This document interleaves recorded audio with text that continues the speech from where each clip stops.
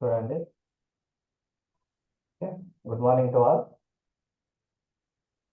Friends చూడండి, ఇది dictation video ఇది. ఓకే, నేను ఈ ఈ వీడియోలో ఈ క్లాస్లో జాతీయాల గురించి చెప్పాలనుకుంటున్నా. మరి ఈ జాతీయాలు అనేటువంటి హెడ్డింగ్ మీరు రాయండి, చెప్తాను. జాతీయాలు. జాతీయాలు మీకు కనబడుతుంది కదా భాష? రైట్. పుష్పలత మేడం ఓకే కదా? Okay sir. నేను ఈ డిక్టేషన్ చెప్తాను. మీరు చేయాల్సిందల్లా ఇక్కడ స్క్రీన్ పైన చూడకండి, నేను చెప్పేది వినండి. విని రాయండి, రాసిన తర్వాత చెక్ చేసుకోండి. ఓకేనా? బ్లూ పెన్ రెడ్ పెన్ పక్కకు పెట్టుకోండి. బ్లూ పెన్తో రాస్తే రెడ్ పెన్తో చిన్న కరెక్షన్ చేసేసుకోండి. ఓకేనా? రైట్. చూడండి, ముందుగా మొదటిది రాయండి, హెడ్డింగ్ రాయండి, చెప్తాను. ఒక పదం రాయండి, అంటే ముందుగా జాతీయ పదం రాయండి, చెప్తాను. నిండు చెరువు రాయండి. నిండు చెరువు చూడకుండానే రాయండి.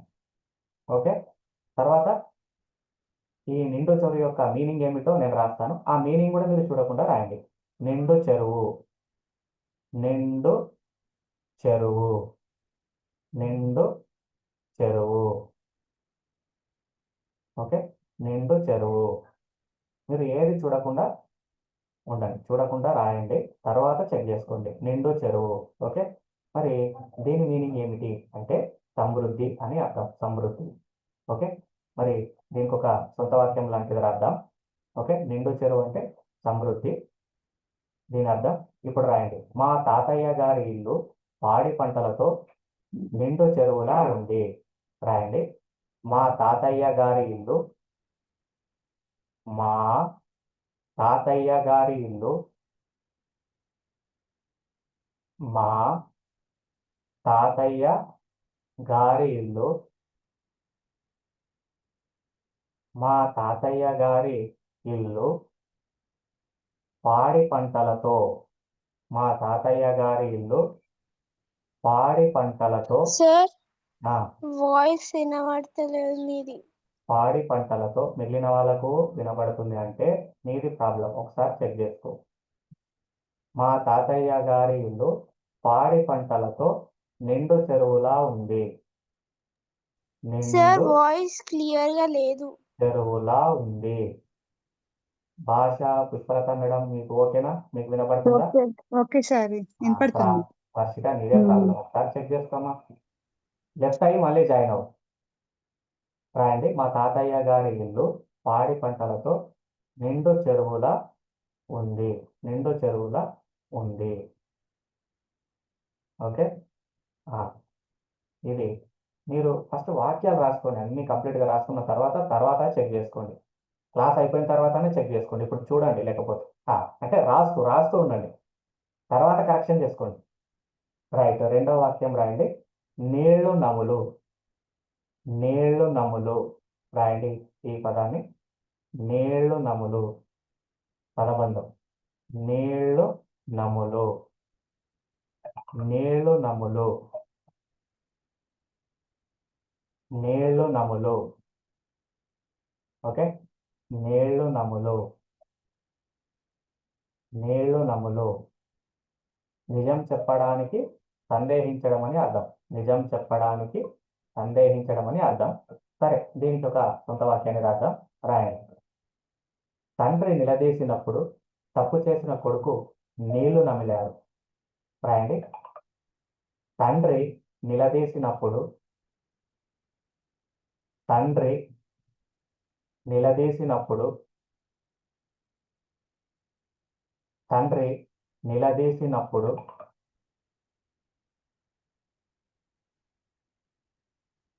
తండ్రి నిలదీసినప్పుడు, తండ్రి నిలదీసినప్పుడు తప్పు చేసిన కొడుకు, తప్పు చేసిన కొడుకు, తప్పు చేసిన కొడుకు తండ్రి నిలదీసినప్పుడు తప్పు చేసిన కొడుకు నీళ్లు నమిలాడు. నీళ్లు నమిలాడు. నీళ్లు నమిలాడు. ఓకే? నీళ్లు నమిలాడు. నీళ్లు నములు అంటే నిజం చెప్పడానికి సందేహించడం అని అర్థం. మరి నీకు ఒక సొంత వాక్యాన్ని రాస్తే, తండ్రి నిలదీసినప్పుడు తప్పు చేసిన కొడుకు నీళ్లు నమిలాడు. ఓకే, రాయండి ఫ్రెండ్స్. నెక్స్ట్ రాయండి మూడవది. కరెక్షన్ తర్వాత చెక్ రాసు. ముందైతే రాయండి, అందరు రాయండి. తర్వాత క్లాస్ తర్వాత మీరు చెక్ చేసుకోండి. ఓకే, రాయండి. మూడవ జాతీయం చెప్తాను, రాయండి. నూరిపోయు. నూరిపోయు రాయండి, చూడకుండా రాయండి. నూరిపోయు. నూరిపోయు. నూరిపోయు. నూరిపోయు అంటే విషయాన్ని బలంగా అందజేయడం అని అర్థం. విషయాన్ని బలంగా అందజేయడం. నూరిపోయు అంటే విషయాన్ని బలంగా అందజేయడం అని అర్థం. ఇప్పుడు సొంత వాక్యం రాద్దాం. బాలనాగమ్మ బ్రహ్మనాయుడిపై లేనిపోని చాడీలు నూరిపోసింది. రాయండి. బాలనాగమ్మ. బాలనాగమ్మ. బాలనాగమ్మ బ్రహ్మనాయుడిపై. బాలనాగమ్మ బ్రహ్మనాయుడిపై. బాలనాగమ్మ బ్రహ్మనాయుడిపై. బ్రహ్మనాయుడు పై.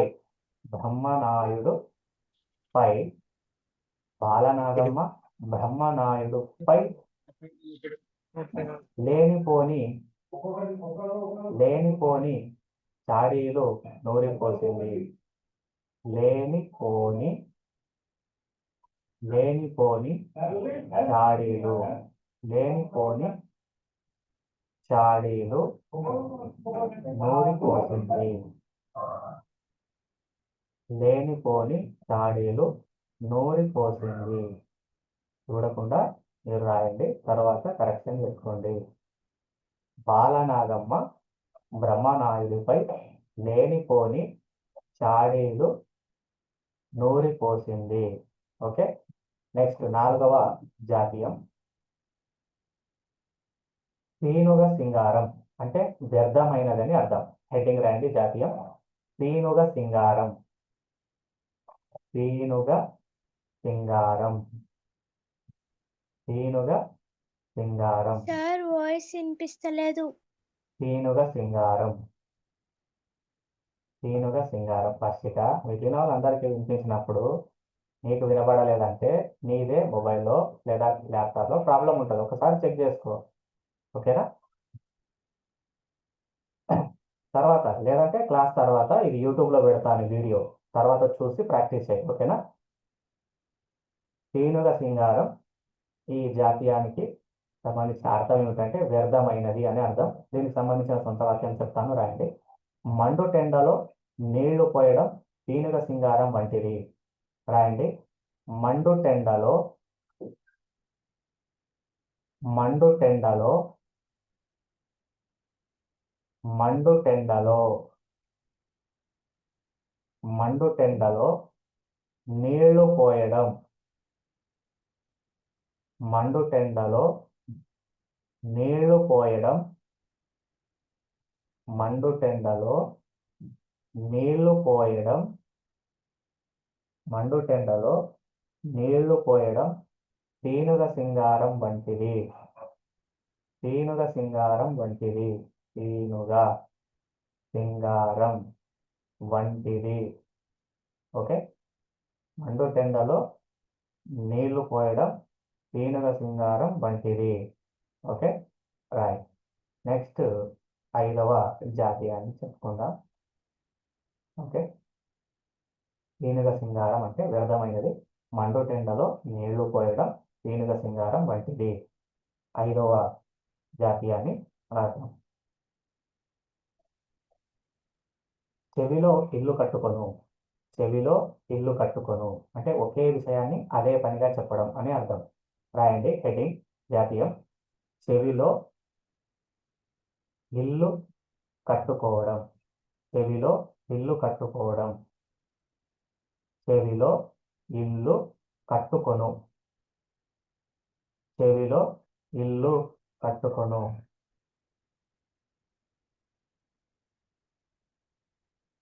చెవిలో ఇల్లు కట్టుకొను.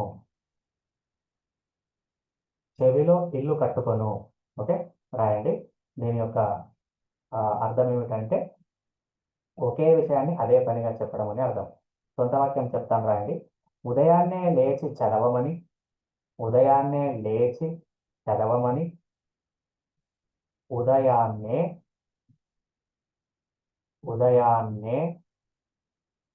లేచి చదవమని.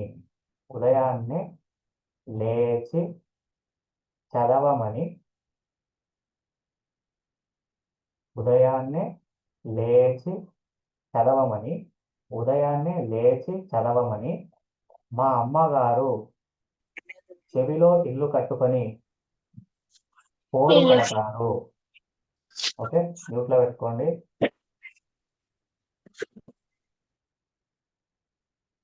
ఉదయాన్నే లేచి చదవమని మా అమ్మగారు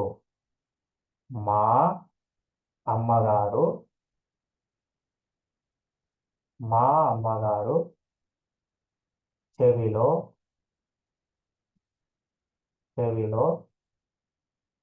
ఇల్లు కట్టుకొని పోరు పెడతారు. చెవిలో ఇల్లు కట్టుకొని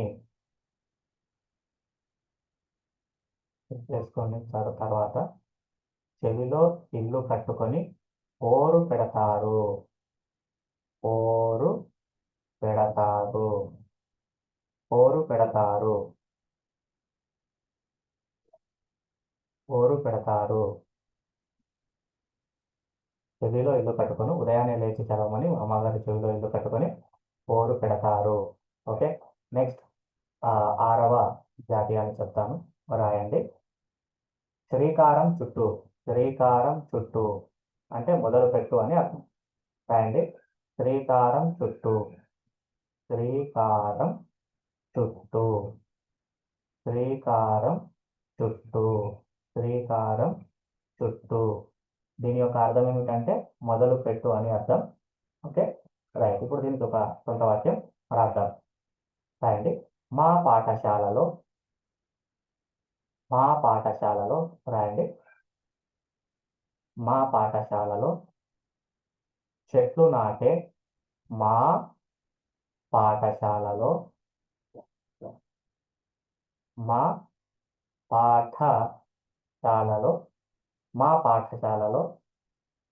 చెట్లు నాటే కార్యక్రమానికి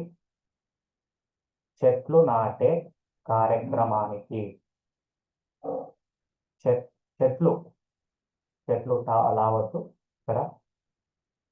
చెట్లు నాటే కార్యక్రమానికి. మా పాఠశాలలో చెట్లు నాటే కార్యక్రమానికి మేము శ్రీకారం చుట్టాము. మా పాఠశాలలో చెట్లు నాటే కార్యక్రమానికి మేము శ్రీకారం చుట్టాము. శ్రీకారం చుట్టాము. శ్రీకారం చుట్టాము. శ్రీకారం చుట్టాము. మా పాఠశాలలో చెట్లు నాటే కార్యక్రమానికి శ్రీకారం చుట్టాము. 7వ జాతీయాన్ని చూద్దాం. గుండెల్లో రాయి పడుతా. ఈ జాతీయాన్ని చూద్దాం. గుండెల్లో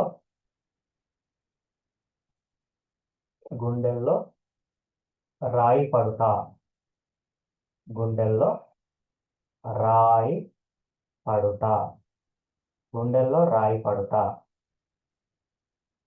దీని యొక్క అర్థం ఏంటంటే ఎక్కువగా బాధపడడం అని అర్థం. గుండెల్లో రాయి పడుతా అంటే ఎక్కువగా బాధపడడం అని అర్థం. అయితే దీనికి సొంత వాక్యం రాద్దాం, చెప్తాను, రాయండి. మా తాతగారు స్వర్గస్థులు అయినప్పుడు నాకు గుండెల్లో రాయి పడ్డట్లయింది. ఓకే, రాయండి. మా తాతగారు తాతగారు మా తాతగారు స్వర్గస్థులు అయినప్పుడు స్వర్గస్థులు మా తాతగారు స్వర్గస్థులు మా తాతగారు స్వర్గస్థులు అయినప్పుడు మా తాతగారు స్వర్గస్థులు అయినప్పుడు నాకు మా తాతగారు స్వర్గస్థులు అయినప్పుడు నాకు గుండెల్లో రాయి పడ్డట్లయింది. గుండెల్లో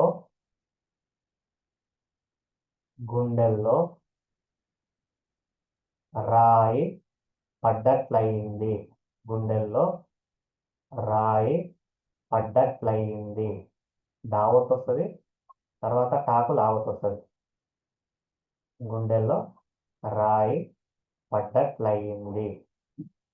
మా తాతగారు స్వర్గస్థులు అయినప్పుడు నాకు గుండెల్లో రాయి పడ్డట్లయింది.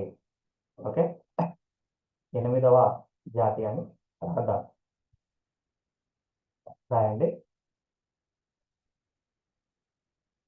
ఇబ్బడి ముబ్బడగుట. ఇబ్బడి ముబ్బడగుట అంటే 2-3 రెట్ల గడం, 2-3 రెట్ల అవడం. అది ఆనందం కానీ ఏదైనా బాధగా. ఇబ్బడి ముబ్బడి రాయండి. ఇబ్బడి ముబ్బడి. ఇబ్బడి ముబ్బడగుట. ఇబ్బడి ముబ్బడగుట. ఇబ్బడి ముబ్బడగుట. జాతీయం ఇది. ఇబ్బడి ముబ్బడగుట. డగుట. ఇబ్బడి ముబ్బడగుట. దీని యొక్క అర్థం ఏంటంటే 2-3 రెట్లు అవ్వడం అని అర్థం. ఓకే, ఇప్పుడు దీనికి సంబంధించినటువంటి సొంత వాక్యాన్ని చూద్దాం. రాయండి. నా స్నేహితురాలి 10వ తరగతి మార్కులు చూసి, 10వ కాదు 10వ తరగతి రాయండి. నా స్నేహితురాలి 10వ తరగతి మార్కులు చూసి, నా స్నేహితురాలి 10వ తరగతి మార్కులు చూసి,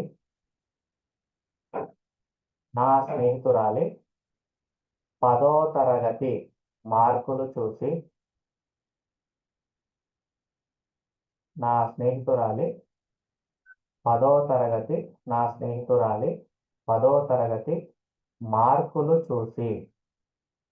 మార్కులు చూసి, నా స్నేహితురాలి 10వ తరగతి మార్కులు చూసి,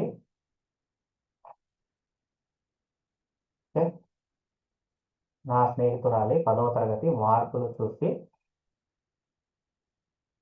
నా సంతోషం ఇబ్బడి ముబ్బడయ్యింది. నా సంతోషం స్క్రీన్ పైన మీకు కనబడుతుందా? ఇది చెప్పండి ఎవరైనా. కనపడుతుంది సార్. ఓకే, నా సంతోషం ఇబ్బడి ముబ్బడయ్యింది. క్లాస్ తర్వాత చెక్ చేసుకోండి. నేను ఇది యూట్యూబ్లో పెడతాను, తర్వాత అయినా చూడవచ్చు, మళ్ళీ ప్రాక్టీస్ చేయవచ్చు. నా స్నేహితురాలి 10వ తరగతి మార్కులు చూసి నా సంతోషం ఇబ్బడి ముబ్బడయ్యింది. ఇబ్బడి ముబ్బడయ్యింది. ఇబ్బడి ముబ్బడయ్యింది. ఇబ్బడి ముబ్బడయ్యింది. రైట్. నెక్స్ట్ చెప్తాను. నంబర్ 9, 9వ జాతీయాన్ని చెప్తాను. రాయండి. అగ్గి మీద గుగ్గిలం. రాయండి. అగ్గి మీద గుగ్గిలం. అగ్గి మీద గుగ్గిలం. అగ్గి మీద గుగ్గిలం.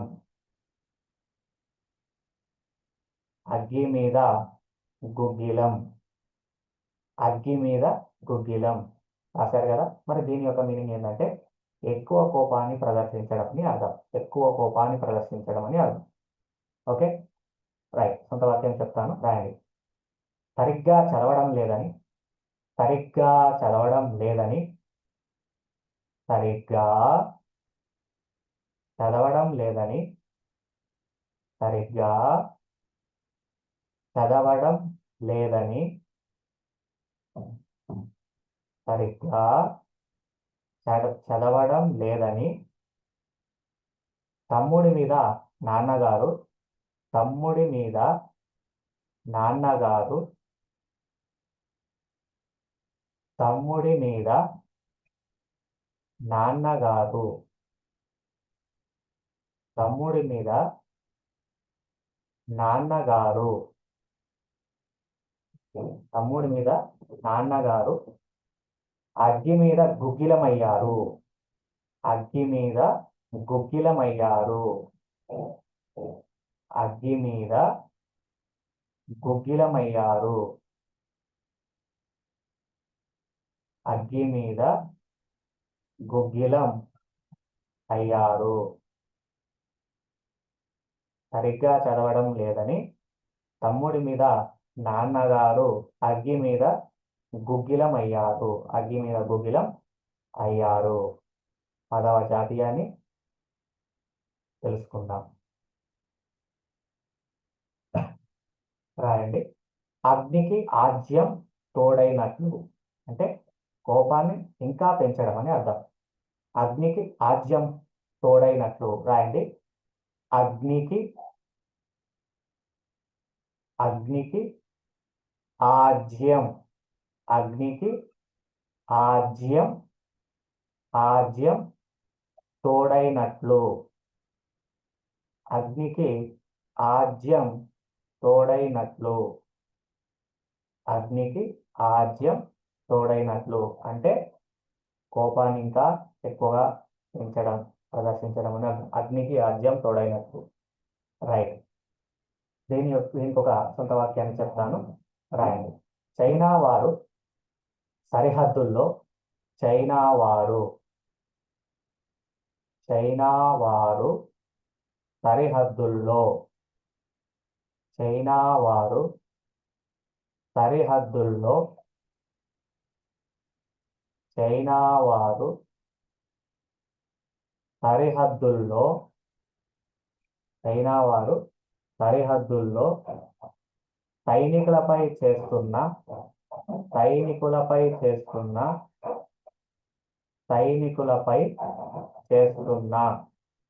చైనా వారు సరిహద్దుల్లో సైనికులపై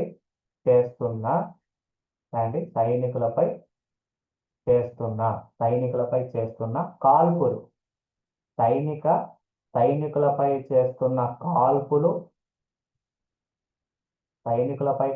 చేస్తున్న కాల్పులు మన దేశానికి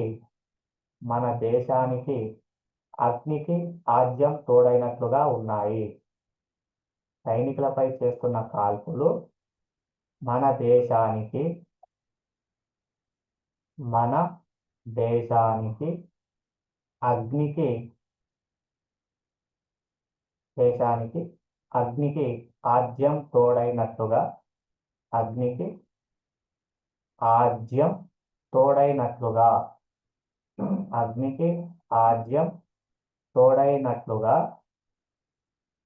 తోడైనట్లుగా ఉన్నాయి. ఓకే, అగ్నికి ఆజ్యం తోడైనట్లుగా ఉన్నాయి. అగ్నికి ఆజ్యం తోడైనట్లు చైనా వారు సరిహద్దులో సైనికులపై చేస్తున్న కాల్పులు మన దేశానికి అగ్నికి ఆజ్యం తోడైనట్లుగా ఉంది. రైట్. మరొక జాతీయాన్ని నేర్చుకుందాం. 11వది నెంబర్ 11 రాయండి. అతలాకుతలం అస్తవ్యస్తంగా మారడం అని అర్థం. రాయండి. అతలాకుతలం అతలాకుతలం అతలాకుతలం అతలాకుతలం ఓకే. అతలాకుతలం అంటే అస్తవ్యస్తంగా మారడం అని అర్థం. దీనికి సొంత వాక్యం చెప్తాను, రాయండి. మండే ఎండల మూలంగా మండే ఎండల మూలంగా మండే ఎండల మూలంగా మండే ఎండల మూలంగా మండే ఎండల మూలంగా మండే ఎండల మూలంగా అతలాకుతలం మండే ఎండల మూలంగా జనజీవనం మండే ఎండల మూలంగా జనజీవనం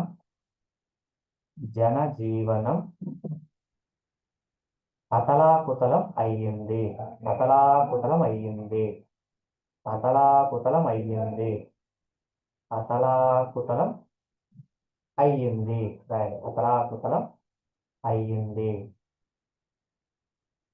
అతలాకుతలం అంటే అస్తవ్యస్తంగా మారడం అని అర్థం. సొంత వాక్యం మండే ఎండల మూలంగా జనజీవనం అతలాకుతలం అయ్యింది. ఓకే, అతలాకుతలం అయ్యింది.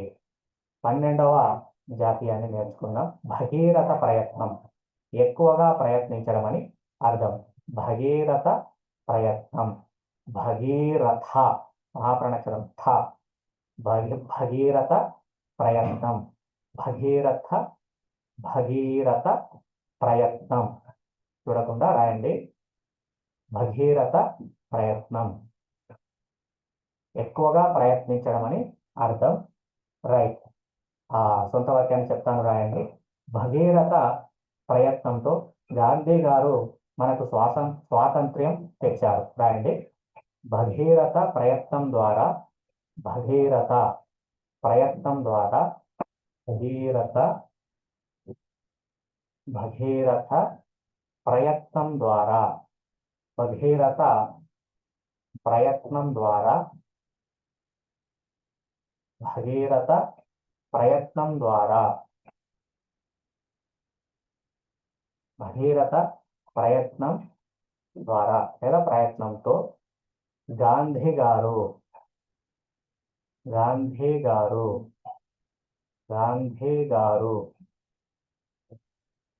మనకు స్వాతంత్ర్యం తెచ్చారు. గాంధీ గారు మనకు స్వాతంత్ర్యం తెచ్చారు. గాంధీ గారు మనకు స్వాతంత్ర్యం గాంధీ గారు స్వాతంత్ర్యం తెచ్చారు. భగీరథ ప్రయత్నం ద్వారా గాంధీ గారు మనకు స్వాతంత్ర్యం తెచ్చారు. నెక్స్ట్ 13వ జాతీయం తెలుసుకుందాం. రాయండి. పేదవానికి పెన్నిధి దొరికినట్లు, పేదవానికి పెన్నిధి దొరికినట్లు అంటే ఆధారం దొరికినట్లు అని అర్థం. రాయండి. పేదవానికి 13వ జాతీయం చెప్తున్నాను, రాయండి. పేదవానికి పెన్నిధి, పేదవానికి పెన్నిధి, పేదవానికి పెన్నిధి దొరికినట్లు, పేదవానికి పెన్నిధి దొరికినట్లు. ఓకే, ఇప్పుడు ఈ జాతీయం యొక్క అర్థం ఏమిటి అంటే తెలుసుకుందాం. ఆధారం దొరికినట్లు అని చెప్పిన కదా, ఇప్పుడు సొంత వాక్యం చెప్తాను, రాయండి. తెలంగాణ ప్రభుత్వం పెట్టిన తెలంగాణ ప్రభుత్వం పెట్టిన తెలంగాణ ప్రభుత్వం పెట్టిన తెలంగాణ ప్రభుత్వం పెట్టిన తెలంగాణ ప్రభుత్వం పెట్టిన తెలంగాణ ప్రభుత్వం పెట్టిన కళ్యాణలక్ష్మి పథకం, కళ్యాణలక్ష్మి కళ్యాణలక్ష్మి కళ్యాణలక్ష్మి తెలంగాణ ప్రభుత్వం ప్రవేశపెట్టిన లేదా ప్రవేశపెట్టిన ఓకే పెట్టిన కళ్యాణలక్ష్మి పథకం, కళ్యాణలక్ష్మి పథకం. రాయండి. కళ్యాణలక్ష్మి పథకం పేద ఆడపిల్లలకు పేద ఆడపిల్లలకు పేద ఆడపిల్లలకు పేద ఆడపిల్లలకు పిల్లలకు. పెన్నిధి దొరికినట్లు అయ్యింది. పెన్నిధి దొరికినట్లు అయ్యింది. పెన్నిధి దొరికినట్లు అయ్యింది.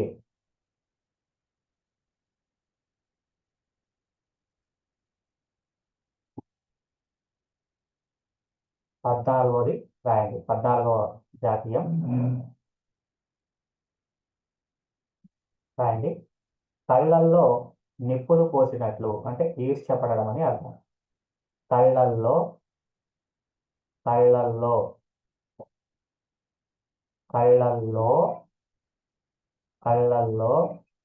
నిప్పులు పోసినట్లు.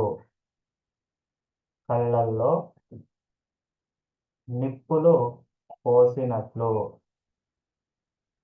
కళ్ళల్లో నిప్పులు పోసినట్లు. దీని యొక్క అర్థం ఏంటంటే ఈర్ష్యపడడం అని అర్థం. ఇప్పుడు దీనికి సంబంధించిన సొంత వాక్యం చెప్తాను, రాయండి. రాణి కొత్త బట్టలు చూసి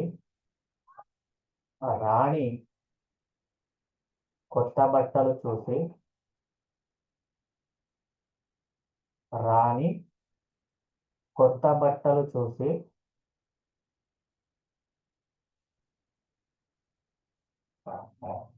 రాణి కొత్త బట్టలు చూసి రాధ రాణి కొత్త బట్టలు చూసి రాధ కళ్ళల్లో నిప్పులు పోసుకున్నది. రాణి కొత్త బట్టలు చూసి రాధ కళ్ళల్లో నిప్పులు పోసుకున్నది. కళ్ళల్లో నిప్పులు పోసుకున్నది. కళ్ళల్లో నిప్పులు పోసుకున్నది. రాణి కొత్త బట్టలు చూసి రాధ కళ్ళల్లో నిప్పులు పోసుకున్నది. 15వ మ్యూట్లో పెట్టుకుని ఉంటారు దయచేసి. 15వ జాతీయాన్ని తెలుసుకుందాం, రాయండి. బూడిదలో పోసిన పన్నీరు. బూడిదలో పోసిన పన్నీరు. బూడిదలో పోసిన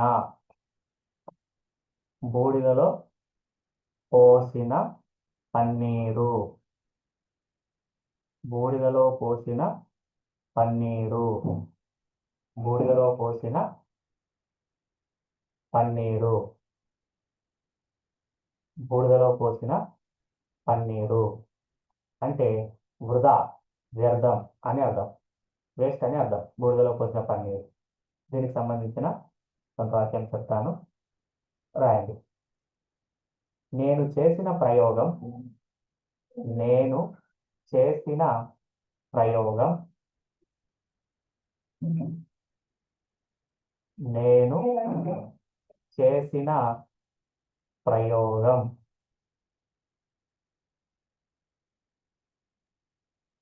నేను చేసిన ప్రయోగం మా బడి ప్రాజెక్టులలో మా బడి ప్రాజెక్టులలో మా బడి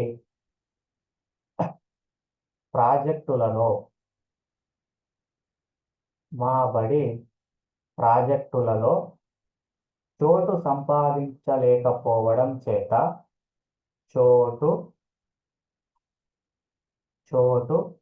సంపాదించలేకపోవడం చేత చోటు సంపాదించలేకపోవడం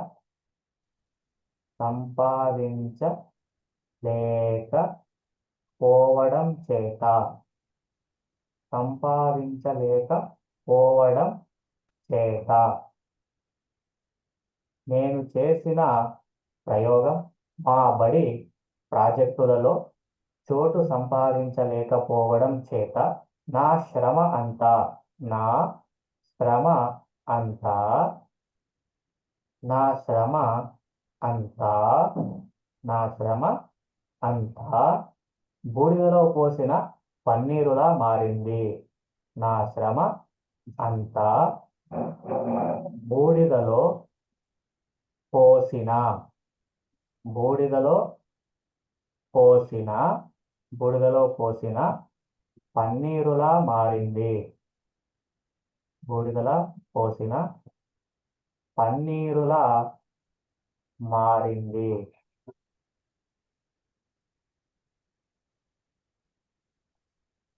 ఓకే, ఇది 15వ జాతీయం కంప్లీట్ చేసుకున్నాను. చెక్ చేసుకోండి. తర్వాత నెక్స్ట్ ఇప్పుడు 16వ జాతీయాన్ని తెలుసుకుందాం. రాయండి. కకావికలమగు. కకావికలమగు అంటే బాధతో మనస్సు చెదిరిపోవడం అని అర్థం. కకావికలమగు. రాయండి, హెడ్డింగ్ చూడకుండా రాయండి. కకావికలమగు. తర్వాత చెక్ చేసుకోండి క్లాస్ తర్వాత. కకావికలమగు, కకావికలమగు, కకావికలమగు, కకావికలమగు, కకావికలమగు. రైట్. కకావికలమగు అంటే బాధతో మనస్సు చెదిరిపోవడం అని అర్థం. దీనికి సంబంధించిన జాతీయం చెప్తాను, సారీ సొంత వాక్యం చెప్తాను. రాయండి. మా తాతగారు స్వర్గస్థులయ్యారని, మా తాతగారు, స్క్రీన్ వైపు చూడకుండా సొంతంగా రాయండి, తర్వాత చెక్ చేసుకోండి. మా తాతగారు స్వర్గస్థులయ్యారని తెలిసి, స్వర్గస్థులయ్యారని, మా తాతగారు స్వర్గస్థులయ్యారని, మా తాతగారు స్వర్గస్థులయ్యారని తెలిసి, మా తాతగారు స్వర్గస్థులయ్యారని తెలిసి నా మనస్సు కకావికలమైంది. నా మనస్సు, నా మనస్సు కకావికలమైంది. నా మనస్సు కకావికలమైంది, కకావికలమైంది. మా తాతగారు స్వర్గస్థులయ్యారని తెలిసి నా మనస్సు కకావికలమైంది. Okay, right. మరొక జాతీయాన్ని చూద్దాం. 17వ జాతీయం చూడండి. పెడచెవిన పెట్టు, మాటను లక్ష్య పెట్టకుండా ప్రవర్తించడం అని అర్థం. రాయండి. పెడచెవిన పెట్టు. హెడ్డింగ్ రాయండి చూడకుండా. పెడచెవిన పెట్టు, పెడచెవిన పెట్టు, పెడచెవిన పెట్టు, పెడచెవిన పెట్టు, పెడచెవిన పెట్టు, పెడచెవిన పెట్టు. దయచేసి అందరు మ్యూట్లో పెట్టుకోండి. పెడచెవిన పెట్టు. ఈ క్లాస్ సంబంధించి మొత్తం ఈరోజు సాయంత్రం వరకు మీకు యూట్యూబ్లో పెడతాను. ఇది మీరు అక్కడ నుంచి చూడవచ్చు. పెడచెవిన పెట్టు. మళ్ళీ ప్రాక్టీస్ చేయండి. పెడచెవిన పెట్టు అంటే మాటను లక్ష్య పెట్టకుండా ప్రవర్తించడం అని అర్థం. రాయండి. సొంత వాక్యం. విభీషణుని మాటలను రావణుడు పెడచెవిన పెట్టి నాశనమయ్యాడు. రాయండి. విభీషణుడి లేదా విభీషణుని, విభీషణుని, విభీషణుని మాటలను, విభీషణుని మాటలను, విభీషణుని మాటలను రావణుడు, విభీషణుని మాటలను రావణుడు, రావణుడు పెడచెవిన పెట్టి, పెడచెవిన పెట్టి, పెడచెవిన పెట్టి విభీషణుని మాటలను రావణుడు పెడచెవిన పెట్టి నాశనమయ్యాడు, నాశనం అయ్యాడు. విభీషణుని మాటలను రావణుడు పెడచెవిన పెట్టి నాశనం అయ్యారు.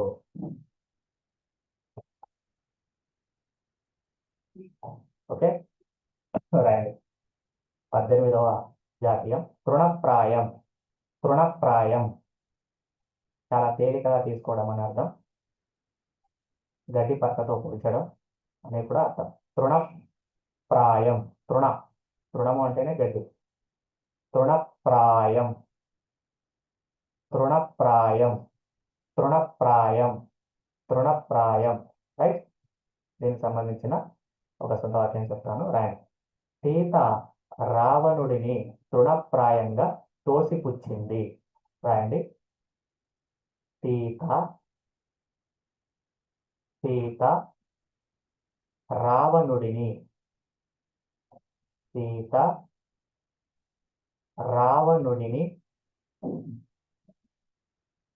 తృణప్రాయంగా. సీత రావణుడిని తృణప్రాయంగా.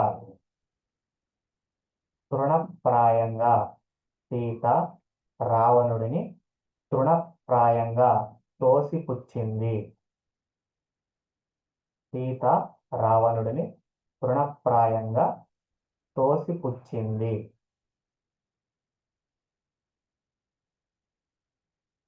సీత రావణుడిని తృణప్రాయంగా తోసిపుచ్చింది. ఓకే, నెంబర్ 19వ జాతీయాన్ని చూద్దాం. కన్నీరు మున్నీరు అంటే ఎక్కువగా బాధపడడం, దుఃఖించడం అని అర్థం. రాయండి హెడింగ్. కన్నీరు మున్నీరు. కన్నీరు మున్నీరు. కన్నీరు మున్నీరు. చూడకుండా రాయండి. క్లాస్ తర్వాత చెక్ చేసుకోండి. ఈ వీడియో అంతా కూడా మీకు యూట్యూబ్లో మళ్ళీ సాయంత్రం నేను అప్లోడ్ చేసి పెడతాను. అక్కడ నుంచి మళ్ళీ ఎవరైనా స్టార్టింగ్ నుంచి వినని వాళ్ళు ఉంటే అక్కడ నుంచి చూడండి. కన్నీరు మున్నీరు ఎక్కువగా దుఃఖించడం అని అర్థం. సొంత వాక్యం చెప్తాను, రాయండి. వరదల వలన పంటలు పాడై. వరదల వలన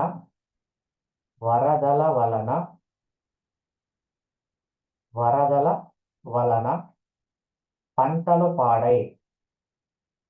వరదల వలన పంటలు పాడై.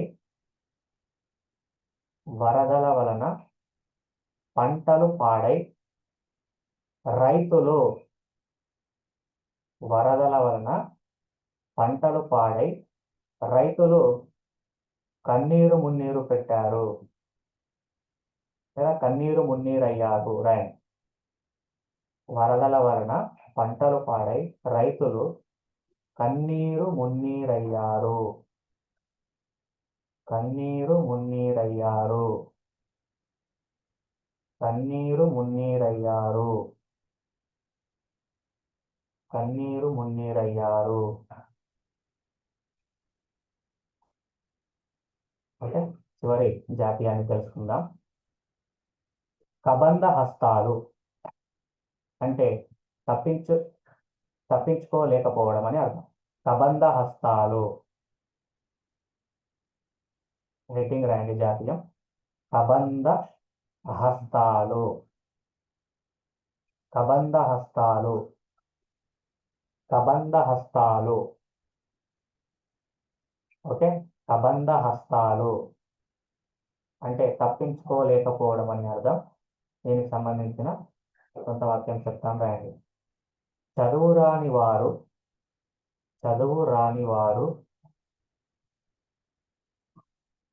చదువు రాని వారు చదువు రాని వారు చదువు రాని వారు వడ్డీ వ్యాపారస్తుల కబంధ హస్తాలలో చిక్కుకుంటారు. వడ్డీ వ్యాపారస్తుల వడ్డీ వ్యాపారస్తుల వడ్డీ వ్యాపారస్తుల వడ్డీ వ్యాపారస్తుల కబంధ హస్తాలలో కబంధ కబంధ చదువు రాని వారు వడ్డీ వ్యాపారస్తుల కబంధ హస్తాలలో చిక్కుకుంటారు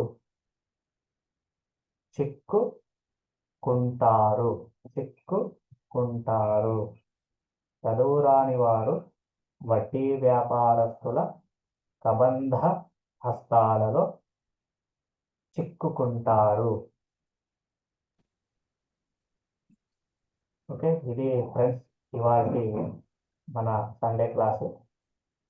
ఓకే, ఒకసారి అన్ని చూపెడతాను చూడండి. ఒక్కొక్క స్లైడ్, ఫస్ట్ స్లైడ్ నుంచి చూపెడతాను చూడండి.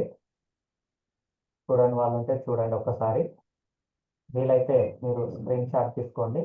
లేకపోతే ఈరోజు ఈవినింగ్ మీకు 3:30కి 3:30 అలా మీకు ఈ వీడియో యూట్యూబ్లో అప్లోడ్ చేస్తాను. మీరు అక్కడ నుంచి చూసి మళ్ళీ ప్రాక్టీస్ చేయవచ్చు. ఓకేనా?